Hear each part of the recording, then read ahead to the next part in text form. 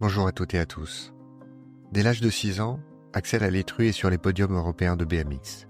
Puis il devient rapidement une étoile montante du motocross, dont il est plusieurs fois champion d'Europe. Un destin tout tracé donc, jusqu'à ce jour, en 2010, où tout a basculé. Lors d'une course en championnat du monde, il perd le contrôle et retombe sur les fesses. Et là, il ne ressent plus rien. Le diagnostic est implacable. Dislocation de la moelle épinière, on lui annonce qu'il ne remarchera jamais. Ce moment aurait pu marquer la fin de sa vie, qu'il a toujours consacrée au sport de haut niveau. Il marquera en réalité le point de départ d'une reconstruction hors du commun. Refusant la fatalité, Axel s'est lancé dans un combat acharné contre la douleur, la peur et les pronostics médicaux. Grâce à une détermination sans faille et des mois d'une rééducation intense, il parvient à récupérer une fraction de sa tonicité musculaire qui fera toute la différence. Il parviendra ainsi à remarcher avec des béquilles et reprendra aussitôt le chemin de la compétition, devenant champion de natation handisport avant de relever l'un des défis les plus extrêmes, celui de participer et de remporter le Dakar, cette fois sur 4 roues. Il réalise alors ce que personne n'avait réussi avant lui. Il gagne la compétition contre les valides, dans la catégorie buggy.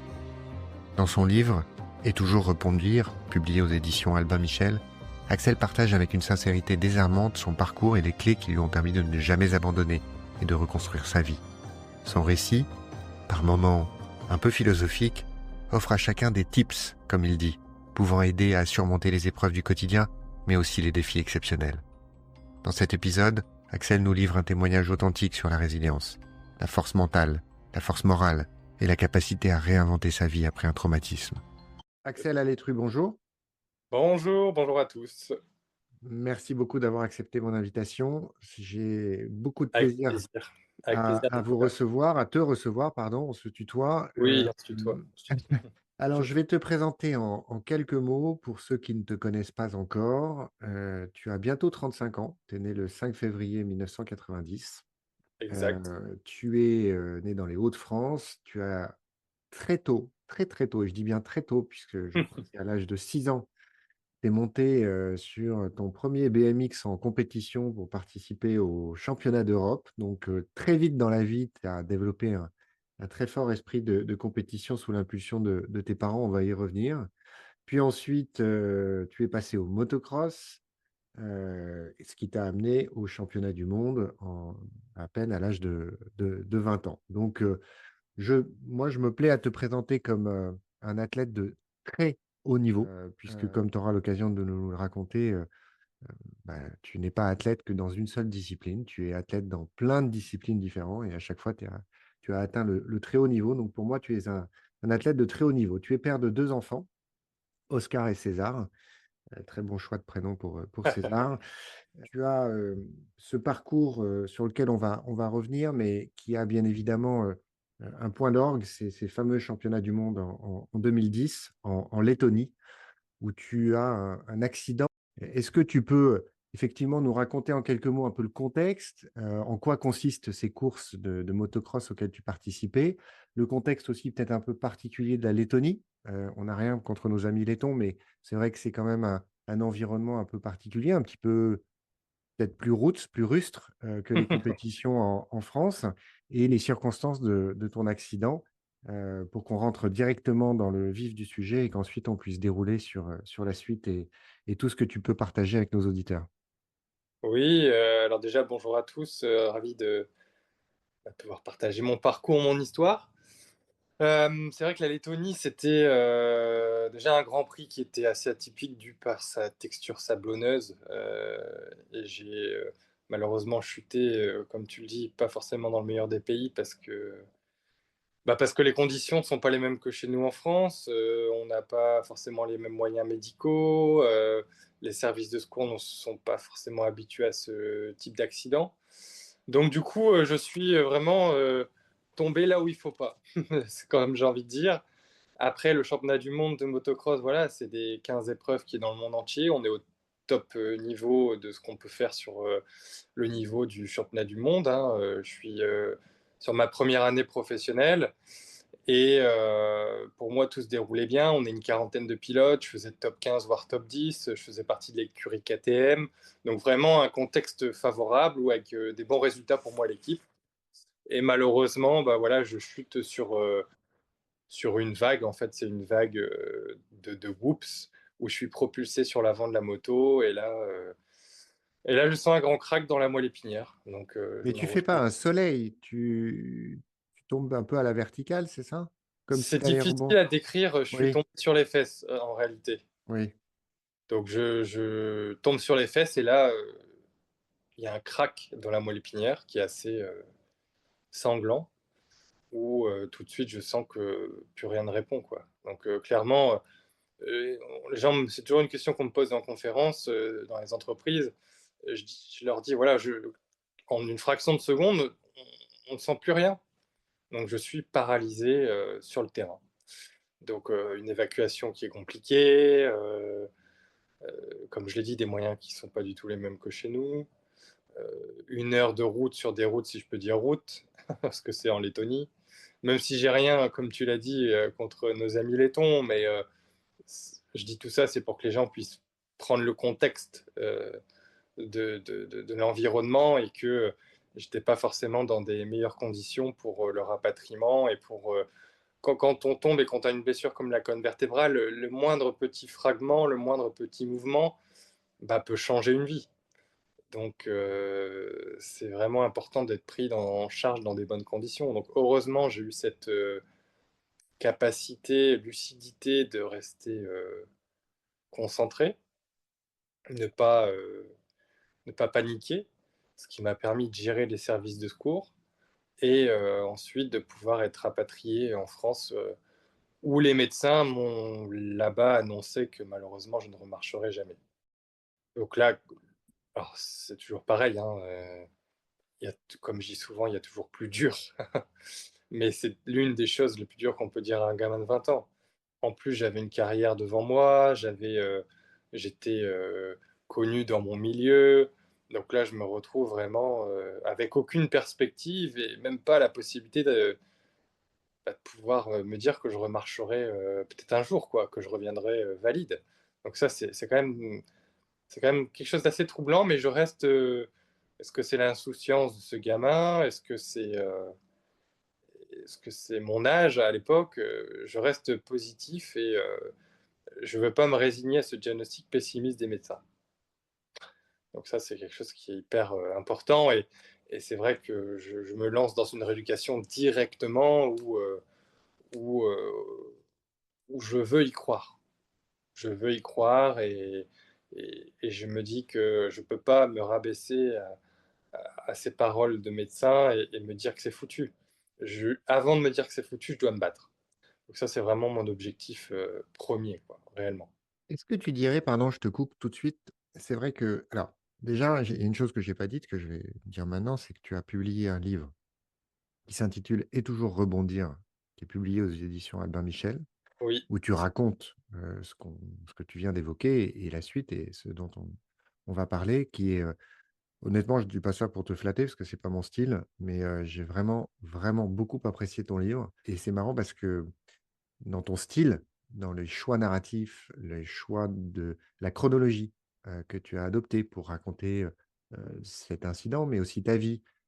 On retrouve, cette, spontanéité, cette volonté d'aller de l'avant, d'aller directement à l'essentiel et je recommande très fortement ton livre parce qu'en plus et ça m'a vraiment, vraiment beaucoup plu, c'est quasiment oui, à tous les chapitres, hein, je crois, à chaque fin de chapitre, tu as inséré oui, des petits encadrés, des espèces de mémos, sur lesquels on va revenir, où finalement, des tu expliques tes enseignements psychologiques, philosophiques et des pour moi petits qui tips. suis oui, voilà, exactement, les petits tips, mais c'est même plus que des tips, c'est pour moi qui suis passionné de philosophie, en plus, comme tu le sais, j'ai retrouvé là, dans ces espèces de synthèses, quelque chose qui est assez remarquable, mais on va y revenir. Mais, donc là, c'était une parenthèse sur ton livre et surtout, hem, c'est vrai que la question que je voulais te poser, tu es rentré dans le sport de très haut niveau très jeune, à l'âge de 6 ans, Oui, comme je le disais tout à l'heure.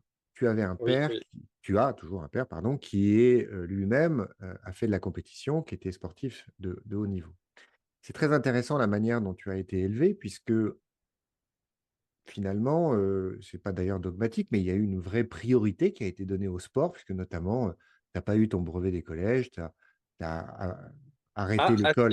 si, Ah si, pardon, ah pardon, ouais, pardon, excuse-moi. je tiens à le dire parce que Non, non, mais en plus, tu as raison, c'est le seul diplôme que j'ai eu. non, mais en plus, c'est vraiment une erreur, parce que je me souviens dans le livre, tu en parles, et je me souviens surtout des conditions dans lesquelles ça s'est passé quand tu reprenais l'école. Donc, pardon, my bad, désolé. C'est le seul, Effectivement, tu l'as, mais tu c'est as arrêté l'école. le seul diplôme que j'ai eu. Du coup, j'y tiens, j'y tiens. Oui, je comprends tout à fait, et c'est vraiment nul de ma part d'essayer de te le retirer. Non, je rigole, je Non, rigole. mais moi aussi. Mais donc, tu as arrêté l'école assez tôt parce que, voilà, la priorité, c'était la compétition, c'était le sport de haut niveau, c'était ta vie. Et c'était ta vie depuis l'âge de 6 ans. Donc, bien sûr que ton accident, on peut dire que tu l'as eu jeune à 20 ans, mais tout ça est relatif, puisque quand tu commences le sport à 6 ans, à 20 ans, ça fait déjà 14 ans que tu fais de la compétition et tu fais du sport de haut niveau. Là où Exact. je veux en venir, finalement, quand tu as eu cet accident et que tu as eu ce diagnostic, c'était comme si on te disait, tu dois abandonner ta vie.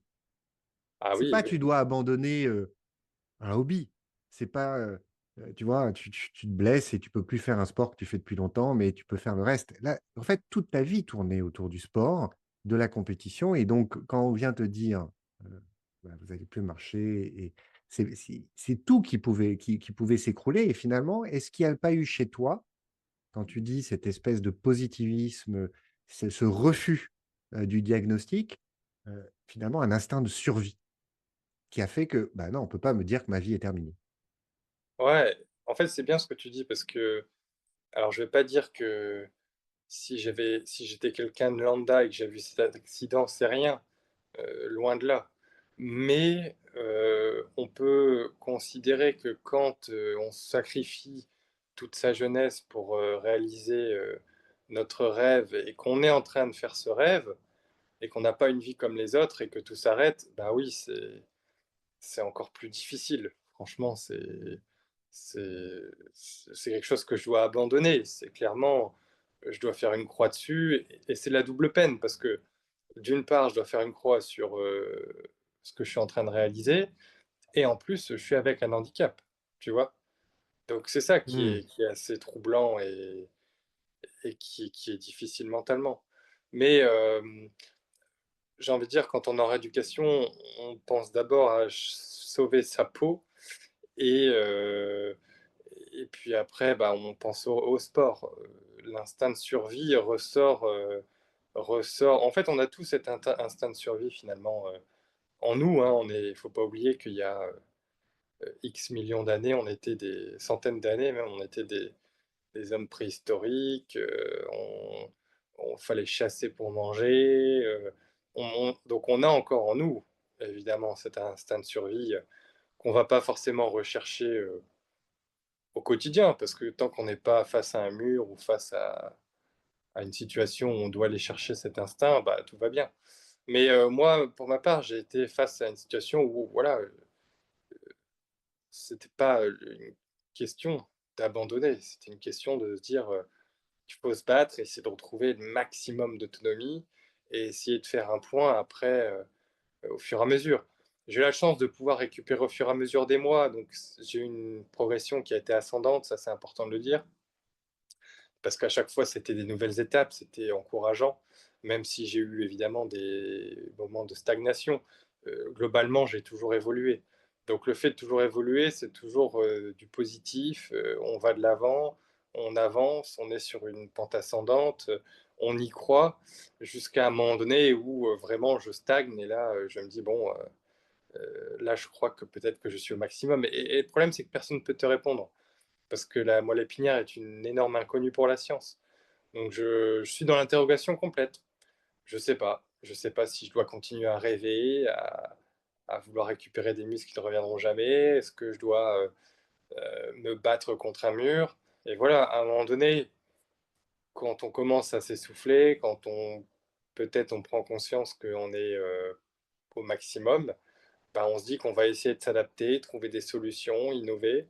Et donc j'ai développé des attelles en carbone qui tiennent finalement mes chevilles à 80 degrés et ce qui me permet aujourd'hui de me mettre debout et marcher quelques centaines, voire kilomètres avec deux béquilles et des attelles.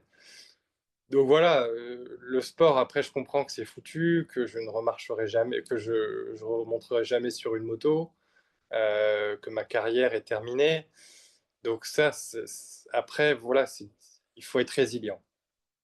Il faut être résilient et tant qu'on n'a pas accepté, bah, on ne peut pas aller de l'avant. Et la résilience, d'ailleurs, est universelle pour tout type de choses, hein, que ce soit les entrepreneurs, que ce soit les mères au foyer, les personnes handicapées. On a tous besoin de résilience. On ne naît pas résilience, mais on le devient. On le devient à la force des choses.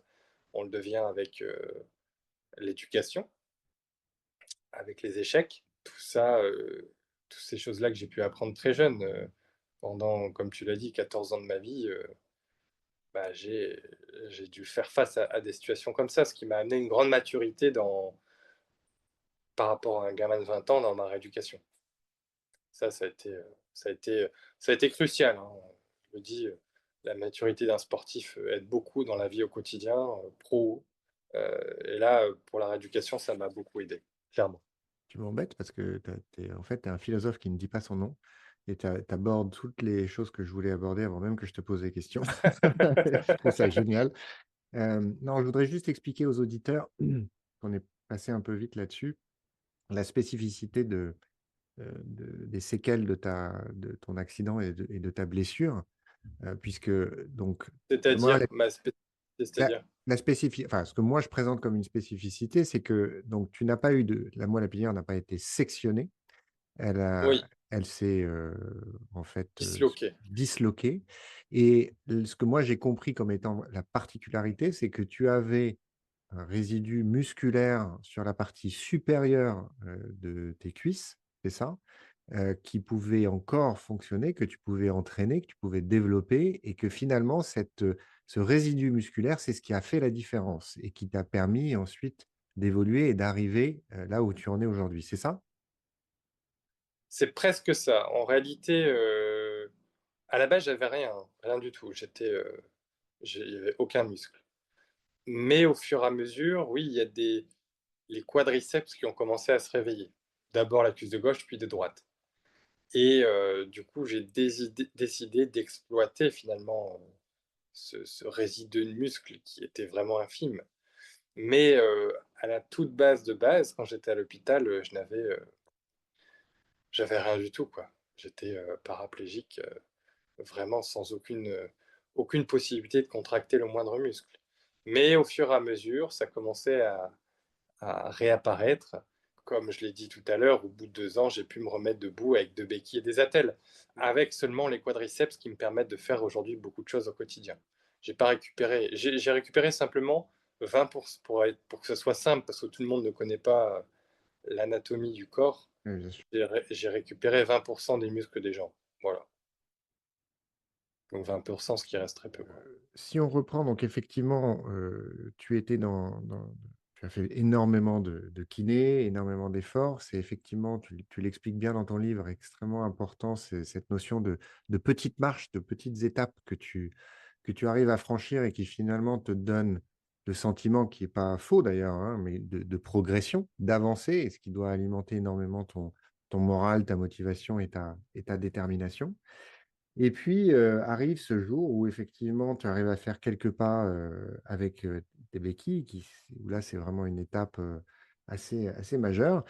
Et puis rapidement, chasse le naturel, il revient au galop.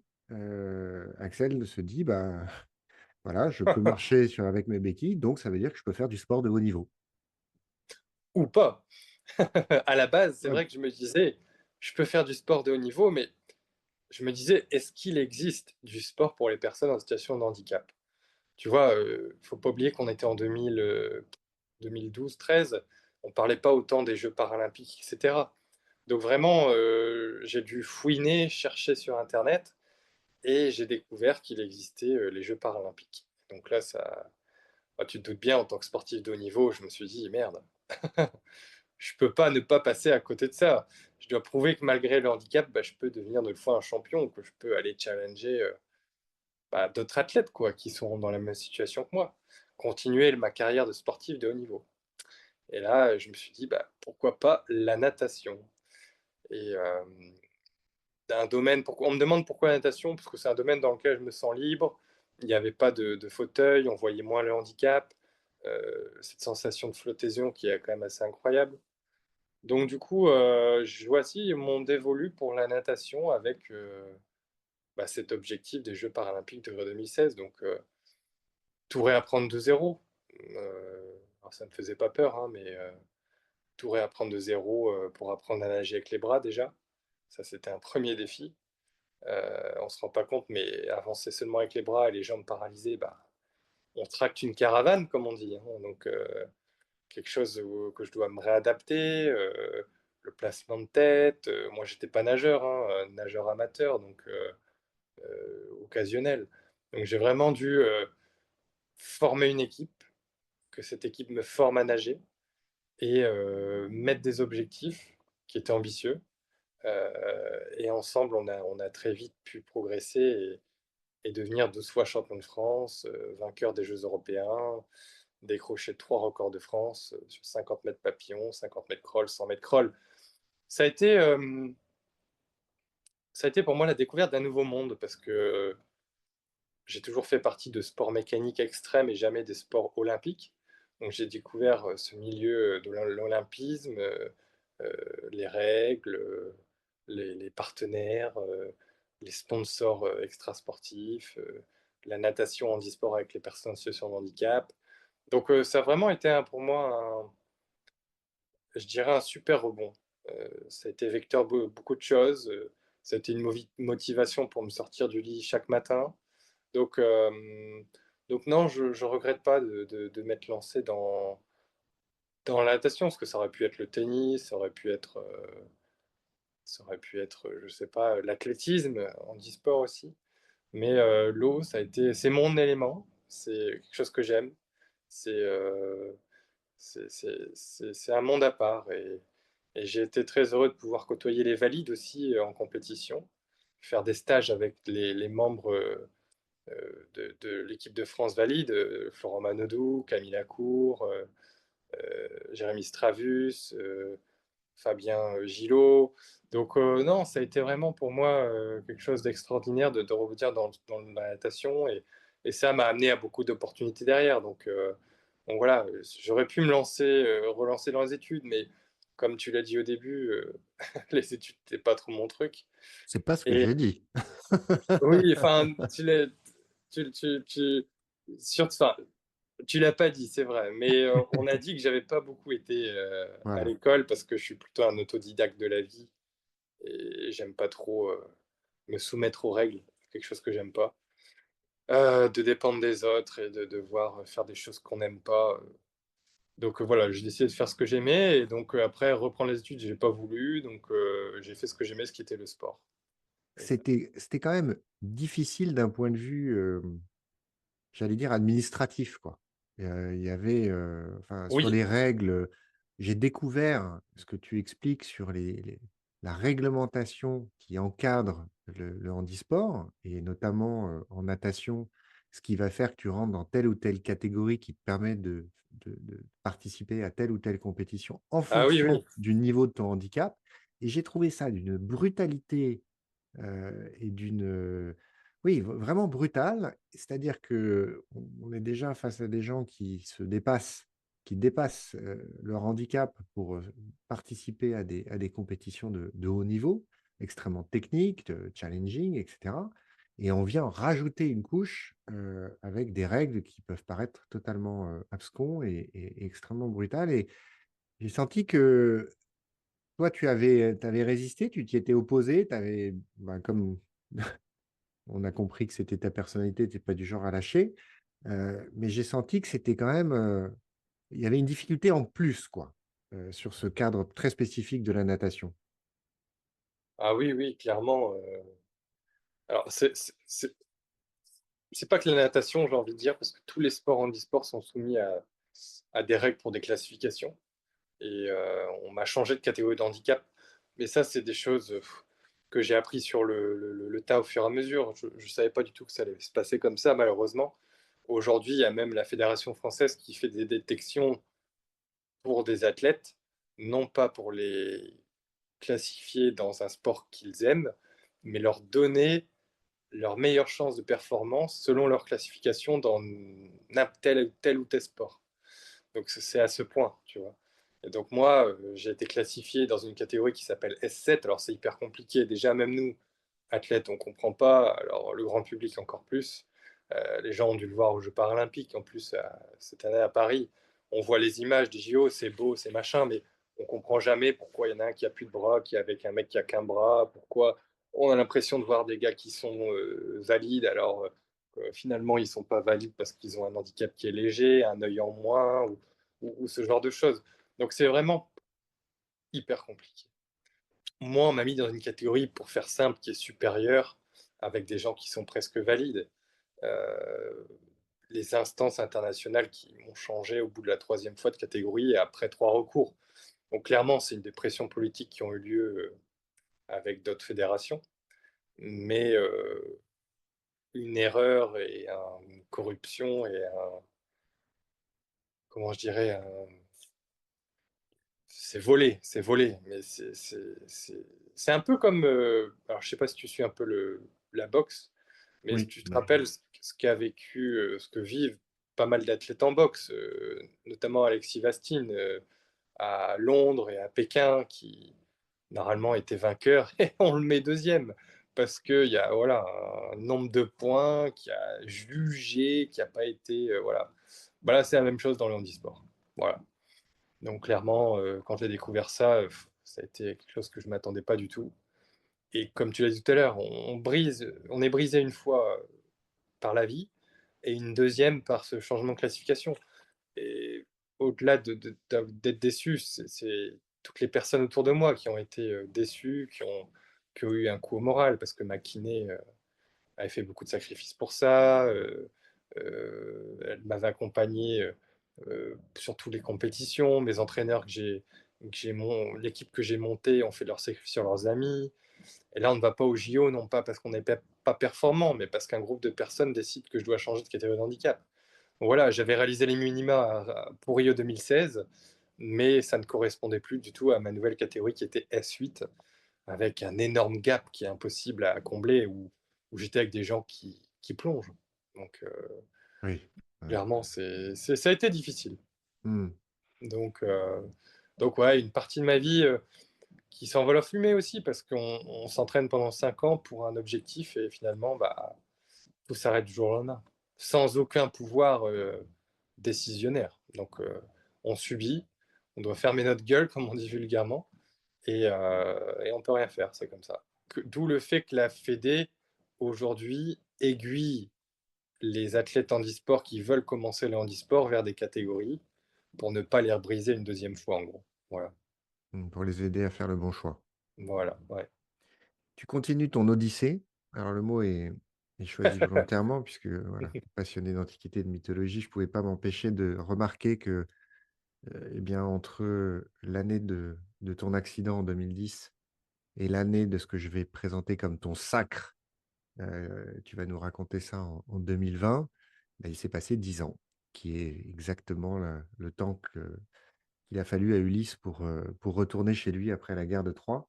Et cette odyssée-là, bah, elle a duré 10 ans puisque, alors, moi, je n'établis pas de lien de cause à effet entre ce que tu viens d'expliquer sur le contexte un peu difficile de la compétition en natation avec le fait de rebasculer sur les sports auto.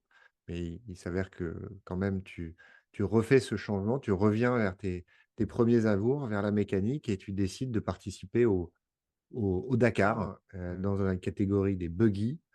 Et surtout, et c'est ça, moi, c'est un truc qui m'a vraiment plu dans ton récit, j'ai senti la niaque, je te connaissais pas, je t'entendais avec la hargne de te dire: «Je fais de la compète contre les valides» et Ah là ouais, et là, tu participes à cette épreuve qui, voilà, qui est difficile à comprendre pour nous de l'extérieur parce que la logistique, l'aspect financier, la difficulté de la course et cetera, enfin, voilà, on est vraiment dans la pointe de la pointe de la course, de l'endurance, et cetera et donc tu participes au Dakar en 2020 que tu remportes dans donc comme je viens de le dire, la catégorie buggy et là face aux valides. ah, pour moi, ça a été... bah, après les JO, j'ai voulu tourner la page du handisport, mais pas la page du sport. Et j'ai toujours eu ce rêve de faire un jour le Dakar, que je regardais à la télé, et il s'est avéré qu'il est sorti, une catégorie un peu nouvelle qui était les SSV, donc les buggy, ou qui était beaucoup plus accessible au niveau tarif. Je me suis dit: «Bah, pourquoi pas réaliser ce rêve, non pas, déjà sur 2 roues en moto, mais sur 4 roues en buggy». Donc je suis parti à l'assaut, j'ai monté un projet avec ma propre équipe, 25 personnes dans l'aventure, des logisticiens, des ingénieurs, des porteurs d'eau, heu, des helpers pour m'aider sur le bivouac aussi. Donc beaucoup, beaucoup de monde autour de moi, où le premier challenge était de trouver les fonds. Donc on ne se rend pas compte, mais en catégorie buggy, c'est dans les 300 000 € à peu près à trouver.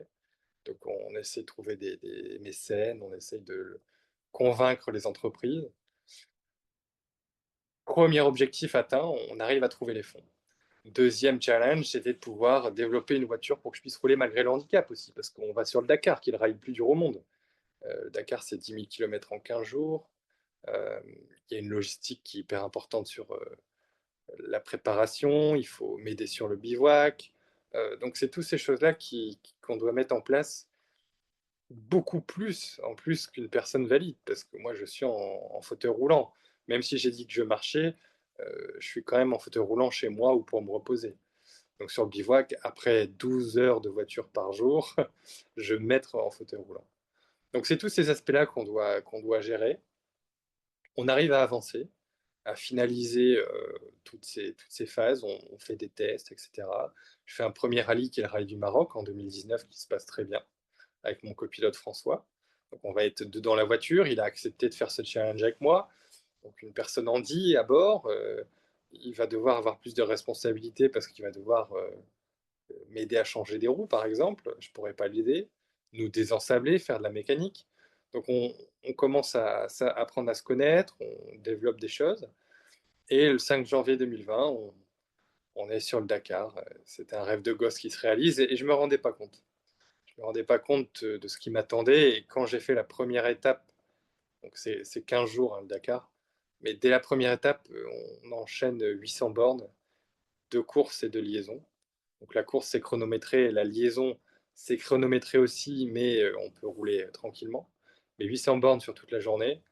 Quand je suis arrivé, je me souviens le soir, je me suis dit putain, et il reste 14 jours comme ça. 14 jours. 14 jours à faire tout ça. Là, je me dis, là, putain, le sens, le mot aventure prend tout son sens. Et je me dis que ça va être long. Et au fur et à mesure du rallye, on prend un rythme en fait. On prend un rythme où on dort très peu, on prend un rythme sur la nourriture, on prend un rythme sur le fait de faire des kilomètres chaque jour, hein. C'est un peu comme quand tu fais du sport et que tu vas courir la première fois, tu traînes les pieds, 2 fois, tu traînes les pieds, 3 fois, un peu mieux. La quatrième journée, tu commences à prendre le rythme. Et tu commences à être en manque après. C'est le cerveau hein, qui est comme ça, qui procure la dopamine, qui te donne l'envie d'aller. Alors, c'est la dopamine, je sais plus, ou je me trompe. Ici, c'est la dopamine, hein. Ouais, la dopamine qui te donne envie de faire du sport. Bah là, c'est un peu la même chose, Dakar. Et donc, 4e jour, tu commences à prendre le rythme. On est à un peu moins de la moitié. Et donc, les résultats commencent à être au rendez-vous, hein. Je fais top 10, top 5, je gagne une première étape. Et arrivé à la journée de repos, on est en tête de notre classement en SSV, en T4. Et là, bah, bonheur. Et on se dit qu'on a déjà fait une semaine, mais qu'il reste encore une semaine et que c'est très long, putain, et qu'il va pas falloir abîmer la voiture. Mais j'ai eu la chance d'avoir un copilote qui avait 20 ans d'expérience dans ce qu'il faisait, donc j'ai beaucoup appris de lui. Je suis quelqu'un qui écoute beaucoup, qui accepte bah, beaucoup de choses pour s'améliorer.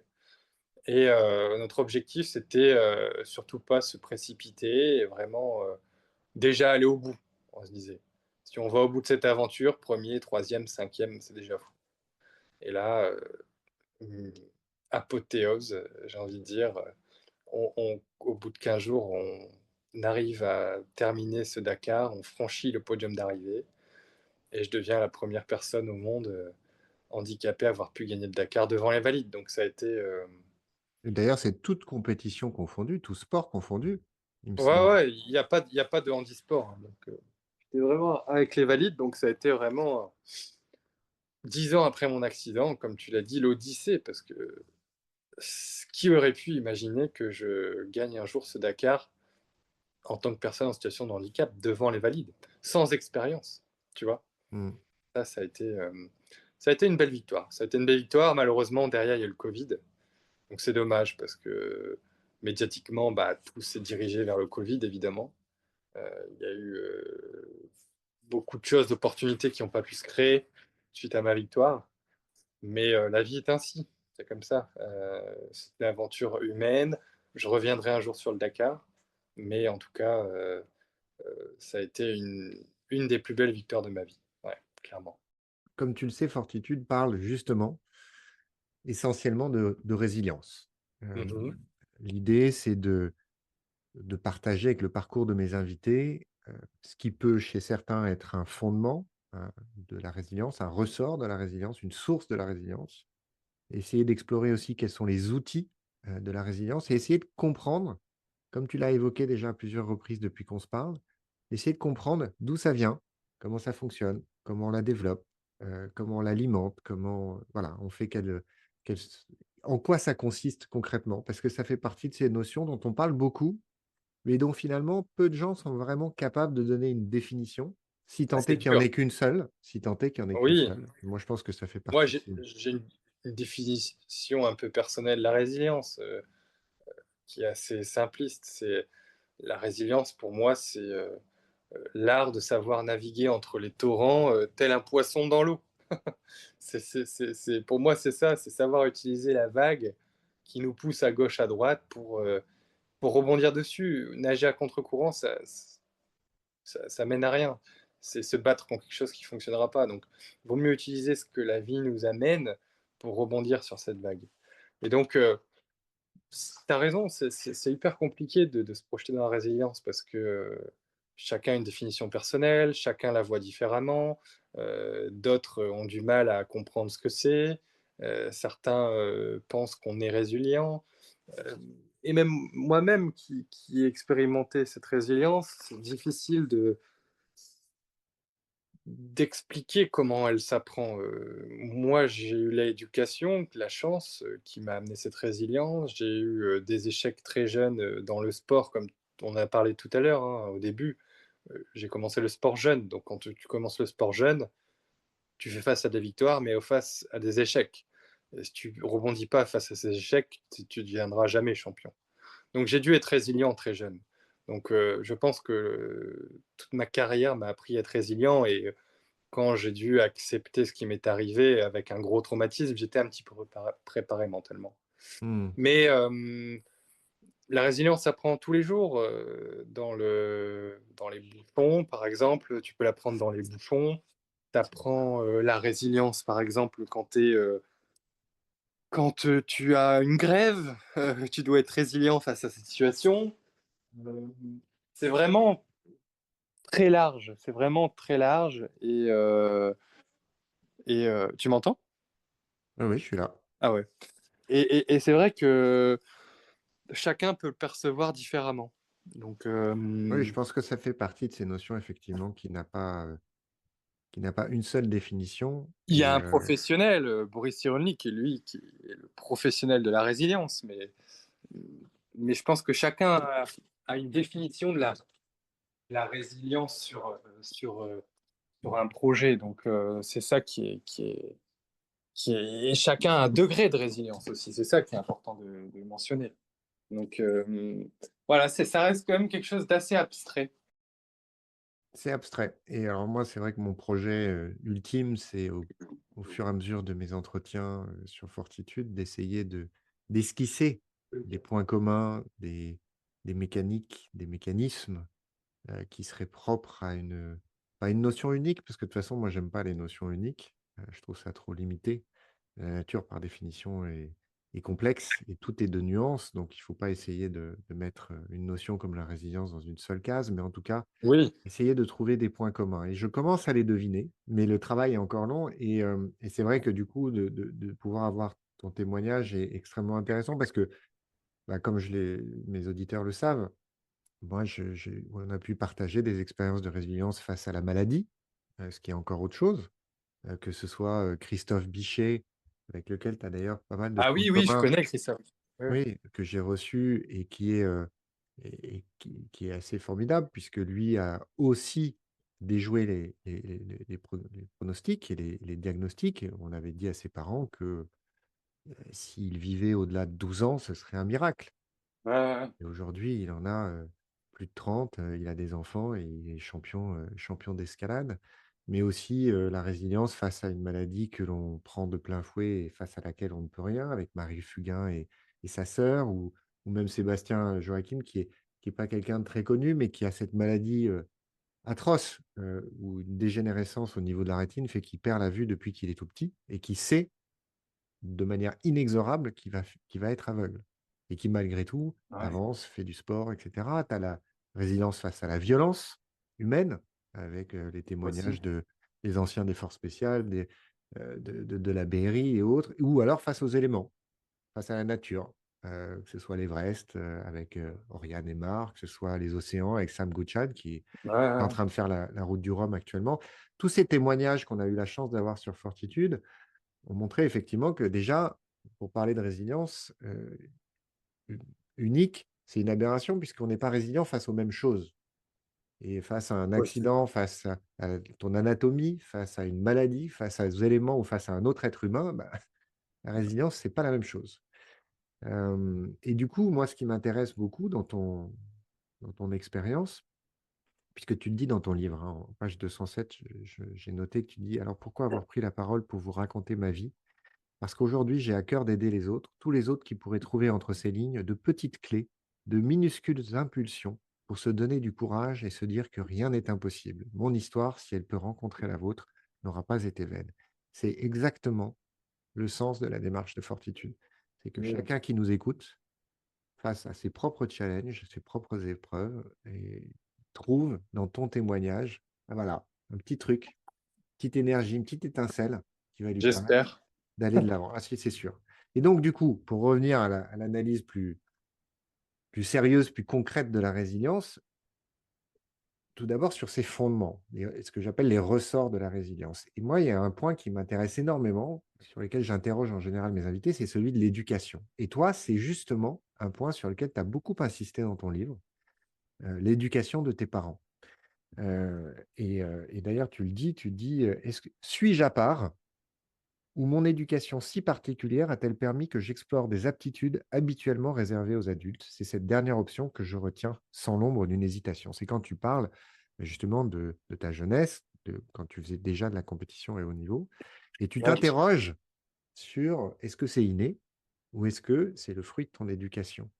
Et tes parents ont une place très importante finalement dans les choix bien évidemment que tu as fait, mais tu expliques aussi qu'ils ont eu une part extrêmement importante dans ce que tu es, l'énergie que tu as trouvée pour faire face, mais et aussi dans le positivisme qui t'a entouré. Et c'est marrant parce que Christophe Bichet, dont on parlait il y a quelques instants, heu, je pense que vos parents se ressemblent beaucoup, puisque quand le diagnostic leur a été donné, qui était quand même un diagnostic, terrible, tu as un enfant, de je crois qu'il avait 5 ans à l'époque et les médecins te disent que s'il vit plus que 12 ans, c'est un miracle et puis surtout entre 5 et 12. Et c'est terrible puisqu'il est vulnérable à absolument toutes les maladies, tous les microbes et cetera. Ils ont fait le choix de continuer à vivre normalement, de continuer à aller Fontainebleau pour de et du coup, il s'est mis à la grimpe alors qu'on avait Ouais. expliqué à ses parents: «Attention, la maladie, heu, de votre fils le rend vulnérable, c'est-à-dire que s'il tombe et qu'il se fait une petite blessure, l'hémorragie va devenir terrible, ça va devenir une infection». Et eux, ils ont dit: «Bah, OK, bah, en fait, on va vivre normalement et il va grimper». Et toi, j'ai retrouvé la même finalement, la même philosophie chez tes parents. Qu'est-ce que tu peux dire aujourd'hui qui a été, déterminant dans ta résilience? Par Waouh, Tu l'as dit, le positivisme, ça a été, fondamental. Heu, c'est difficile, j'arrive pas trop te dire, c'est c'est positivisme. Déjà, ça a été, le fait d'aller toujours de l'avant, le fait de voir, mes parents ne pas s'abattre face à des situations, et après, c'est aussi génétique, hein, j'en ai déjà parlé avec des psychologues aussi, on l'a dans les gènes, hein, par rapport aussi à ce qu'on mange. Je vais t'apprendre peut-être des choses, mais on peut être plus positif selon notre régime alimentaire. Ça va très loin, ça va très loin. Mais moi, c'est un contexte global et c'est difficile de transposer. Mais je pense que l'éducation fait beaucoup et aujourd'hui, j'ai eu cette chance d'avoir des parents qui m'ont laissé aussi le choix sur beaucoup de choses, qui m'ont mis face à des propres responsabilités, qui m'ont pas obligé à continuer les études très jeunes, enfin très, très tard. Donc, tout ce contexte global, le sport aussi, les gens que je fréquentais, les gens qui voulaient s'élever au plus haut niveau, c'est important, hein, aussi, parler de l'entourage et pas que les parents, mais aussi les gens qu'on fréquente. Si on est avec des gens qui nous rabaissent, enfin qui se rabaissent et qui sont toujours, dans la négativité et qui n'ont aucun rêve, aucun objectif, bah, on nivelle le niveau vers le bas. Là, j'avais la chance de fréquenter des sportifs de haut niveau qui avaient qu'une envie, c'était devenir champion du monde, champion d'Europe, pilote professionnel, gagner plein d'argent, être le meilleur. Donc oui, on est dans une culture qui est comme ça et mmh et quand j'ai eu mon accident, bah, après tout ça est ressorti. Tout ce lion qu'il y avait en moi est ressorti en disant: «Bah, je veux continuer à être comme ça», tu vois? Est-ce que tu dirais que s'habituer à l'échec, c'est pas forcément dans le cadre du sport, mais c'est vrai que le sport offre ce terrain très propice à l'échec, puisqu'on peut pas toujours gagner, on peut pas toujours être gagnant. Est-ce que le fait de s'habituer à l'échec, de vivre l'échec, de du coup derrière recommencer, se Non, je suis réentraîner contre ça. Ça, ah c'est pas ouais? vrai. Non. D'accord, Mon père, il dit que oui, mais moi, je dis que non. C'est pas forcément une chose, qui va c'est pas parce qu'on s'habitue l'échec est toujours différent, de toute façon. d'accord. Donc l'échec est toujours différent, donc c'est pas ça qui va faire que, enfin, sincèrement, Est-ce moi, que chaque échec sont différents, donc dans tous les cas, oui, mais c'est à ce qu'on chaque fois pourrait une se ouais. dire, c'est que quand tu échoues, et que derrière tu t'habitues à recommencer, quand tu fais face à une épreuve, tu as déjà une certaine mémoire finalement de te dire: «C'est pas fini, je peux retenter, je peux faire autre chose». Alors que, si tu vis ton échec comme quelque chose de définitif, de terminal, heu, est-ce que ça t'empêche pas finalement, pour reprendre un mot qui t'est cher, de rebondir? Et j'essaye de savoir, voilà, est-ce que chez toi ça a été, des échecs ou est-ce que c'est l'effort? Qui est l'habitude à l'effort, l'habitude, à te lever L'habitude à l'effort, ça, c'est pas mal, ouais. ouais? J'ai été habitué à devoir, toujours, faire ouais, ça, c'est pas mal. C'est vrai que c'est plus l'habitude à, bah, sortir de sa zone de confort et aller rechercher en nous des ressources, tu vois? Et ça, ouais, ça, c'est tu vois? Habitué à que ce soit dur, habitué à ce qu'on redémarre de zéro, tu vois? Et habitué à cet effort depuis tout jeune, ça construit. Parce que quand tu fais face du coup, à une déception, bah, tu as l'effort de sortir de cette galère, de ce trou, tu vois? Donc, je pense que c'est vraiment ça, c'est être habitué à l'effort, ouais. C'est pas mal ça, être habitué à l'effort parce que, bah, c'est ce que mes parents m'ont appris aussi. Et après, bah, comme on est habitué à l'effort, on fait l'effort de sortir de cet échec, par exemple, tu vois? Il y a une notion que tu abordes, savoir lâcher prise et là encore, c'est une notion qui veut tout dire et rien à la fois, mais savoir Bah, faire la part des choses entre ce qui dépend de nous, ce qui en fait, dépend pas de nous. quand je parle du lâcher prise, c'est qu'il y a des choses sur lesquelles on peut agir concrètement. Exactement. Tu vois, par exemple, après l'opération, je pouvais agir concrètement sur, la proactivité, ce que j'allais pouvoir travailler, les muscles, me donner, heu, le goût de l'effort, comme on l'a dit tout à l'heure. Et il y a des situations où je dois complètement lâcher prise et par exemple, durant l'opération en Lettonie, bah, je ne pouvais rien faire. Donc là, ça servait à rien de m'entêter l'esprit sur des choses en me posant la question comment ça va se passer, etc. Là, je devais vraiment prendre de la hauteur et me laisser entre les mains du chirurgien, si je préfère. Donc c'est ça où j'aime bien contrôler les choses, mais je sais aussi euh, avoir le lâcher prise sur certaines choses, et c'est important de l'avoir. C'est important parce que certaines personnes veulent avoir la main sur tout, et quand elles ne savent pas lâcher prise sur certaines choses. Donc même dans le boulot, en conférence, je le vois, il y a certaines sociétés qui se disent, bon ok, bah là, il y a des choses sur lesquelles on ne peut pas agir, mais sur d'autres choses sur lesquelles on peut agir. Donc lâcher prise sur, par exemple, les changements d'impôts, etc., des sociétés où vous ne pouvez rien faire, mais actionner des leviers sur des choses concrètes qui pourront améliorer votre quotidien. Tu vois. Est-ce que tu connais Épictète? Du tout. Pourquoi? C'est un penseur antique, de la Rome antique. Il était esclave à l'origine. Alors, on n'a Ouais. pas récupéré grand-chose de ses écrits, mais on a récupéré notamment ce qu'on appelle son manuel d'Épictète. Et lui, s'il y avait une idée qu'il avait développée à l'époque, c'est ce qu'on appelle la dichotomie, justement, d'Épictète, entre, dans le quotidien, dans notre quotidien, chaque jour, avoir ce réflexe d'identifier ce qui dépend de nous de ce qui ne dépend pas de nous. Et lui, on a érigé ça en un principe fondateur et fondamental du quotidien pour Mhm. finalement s'alléger considérablement l'existence, permettre de faire face de manière beaucoup plus efficace et fluide, en se disant, comme tu le fais, comme tu viens de l'expliquer, comme tu l'as fait, tout simplement en ayant le réflexe, OK, est-ce que je peux faire quelque chose? Est-ce que ça dépend de moi ou est-ce que ça dépend pas de moi? Et donc, c'est très intéressant de dire que toi, grand philosophe de ton état, effectivement, tu as finalement récupéré ça assez tôt, assez jeune, puisque même dès la situation en Lettonie ou même pendant ta phase de rééducation, de convalescence, de kiné, etc., tu avais déjà Mhm. absorbé ce réflexe. Ah oui, oui. Et il était inné? Euh, Ou est-ce que, comment, je suis assez curieux, comment ça t'est venu, ce réflexe qui est loin d'être évident quand on le dit comme ça paraît tout simple. Et en fait, c'est loin d'être évident parce qu'on est obligé de se je pense discipliner, que c'est de l'instinct de s'en survie. souvenir. Je pense que c'est l'instinct de survie qui, j'ai l'impression. Parce qu'il y a des choses, ouais, en fait, j'ai pas de frère. Je suis fils unique et c'est vrai que c'est difficile parce que je peux pas me comparer, tu vois. Je peux pas me comparer à un autre ou une autre qui a à peu près la même éducation, tu vois.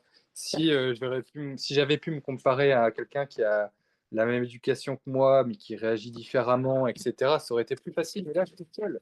Donc, c'est toujours difficile de savoir si est-ce que ça vient de l'éducation, est-ce que c'est inné, est-ce que c'est dû par mon parcours. Et ça, c'est franchement, c'est hyper. Est-ce que est-ce que c'est le travail qui m'a rendu le travail, quand j'ai le travail physique, mental et ma carrière qui m'a amené à avoir ce prisme? Ça, je le sais pas.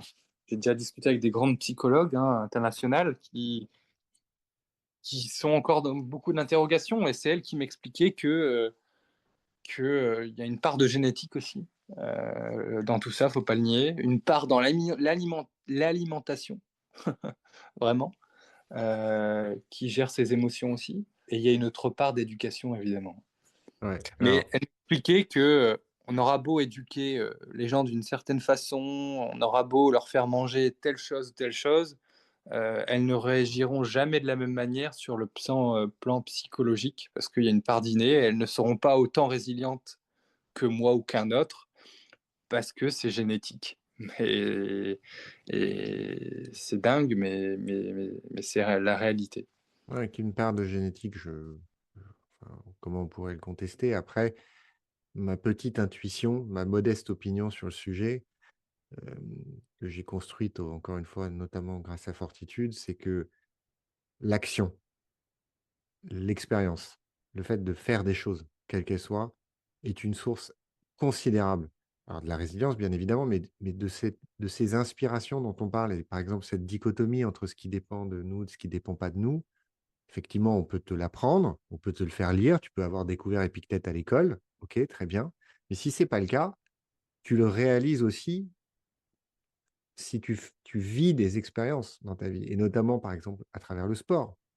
Quand tu perds une course, tu as toute une liste de raisons que tu peux sortir pour lesquelles tu as perdu et ça peut être, ta concentration, ton niveau de forme, ton alimentation, ton sommeil et cetera et puis ça peut être la mécanique, ça peut être le terrain, ça peut être et en fait, tu es un peu obligé de faire ce tri entre ce qui a vraiment résulté de toi, de ce que tu as fait, ce que tu as pas fait, ce que tu as bien fait ou mal fait et puis de ce qui procède du reste et ça, c'est des expé si tu vis pas les choses, si tu fais pas les choses concrètement, bah, cette philosophie un peu naturelle, ces enseignements naturels, ils sont moins évidents et c'est pour ça que moi je me bats tous les jours avec mes enfants pour qu'ils sortent, qu'ils aillent dehors, qu'ils fassent des choses, qu'ils lisent, qu'ils fassent du sport ou qu'ils agissent parce que finalement toute cette philosophie qu'on pourrait qualifier d'innée, mais moi j'y crois pas trop, cet aspect inné ou philosophie génétique, je suis pas sûr, bah, ça procède quand même d'une mise en mouvement, d'une action et toi, tu as été très actif depuis le plus jeune âge. Tu as Ah été mis oui, en tu été tu été mis en situation de vivre des expériences de ça joue. Mais par exemple, quelqu'un, la même personne, un jumeau qui vit la même chose que moi, la même carrière, la même éducation, bah, n'aura pas la même résilience que moi, ouais. tu vois, sur le Mmh. plan génétique. Ça, c'est... Mais ça aide, clairement. Ça aide. Et ça forme, je suis d'accord. Mmh. Mais voilà, il y a, je sais pas, 20% peut-être génétique, 70% d'éducation. Enfin, tu vois, ça, je... Moi, je suis déçu, Axel. Je pensais qu'on allait résoudre l'énigme de la résilience ensemble aujourd'hui, et puis on n'y est pas totalement arrivé. C'est horrible, mais je sais même pas si le maître de la résilience lui-même arrive à résumer, j'arrive plus à trouver le mot, Oui, à la définir, à le tout simplement. définir réellement, Ouais. parce que et je sais même pas si on peut la définir, parce que chacun a une définition différente finalement, tu vois. Donc, Mmh. C'est très riche d'enseignements, ton parcours, et surtout, on peut être très reconnaissant que tu le partages, que tu aies fait l'effort d'écrire ce livre que je recommande encore une fois très fortement, hein, qui s'appelle Et toujours rebondir aux éditions Albin Michel. 6 mois de Euh, travail intense encore. Tu vois le goût de l'effort. Ouais, non, C'est non, vrai. mais c'est vrai que tu as fait cet effort-là et le travail est super chouette. Ouais, j'ai Encore une fois une super co-auteure aussi, hein, qui a su oui, retranscrire de la meilleure manière possible, c'est important. Peggy Olmy, ouais, Voilà, on l'a souligné mais on a fait effectivement un gros travail, en effet. et ces petites synthèses, encore une fois, à la fin, sont vraiment très chouettes. En le lisant, je me disais: «Tiens, c'est des pages quand tu peux presque, découper, encadrer et afficher Ah oui, quelque part et passer devant tous les jours». Tu sais, comme certains font avec des phrases, des trucs de motivation et oui, cetera. ouais, C'est très, très riche d'enseignements et alors, c'est marrant parce que moi, j'ai fait la même chose dans mon bouquin sur la philosophie antique. À chaque fin de chapitre, j'ai fait un encadré, mais plus synthétique, parce que c'est vrai que c'est un outil qui est assez utile pour retenir un ou 2 messages d'un propos et toi, tu as fait ce travail-là qui est vraiment génial. Quelle est ton actualité pour conclure? Bien évidemment, tu as un compte Instagram, tu as sur les réseaux sociaux, donc j'invite tous les auditeurs ça, Facebook, à s'y abonner. Instagram, LinkedIn, Axel Alétru, donc n'hésitez pas à cliquer, liker, partager, et puis l'année prochaine, une année encore riche en émotions, parce que le film avec Canal+ sortira. Oui, J'ai pas de date, donc je sais pas, mais il sortira en avril probablement. Et le Paris-Roubaix à vélo, donc un nouveau défi que je vais réaliser pour essayer de faire les 70 km de pavé. Donc un gros challenge. N'hésitez pas à suivre tout ça. Il y aura beaucoup d'actu sur les réseaux. Donc rejoignez-nous sur les réseaux, cliquez. Et plus on est, mieux on rit.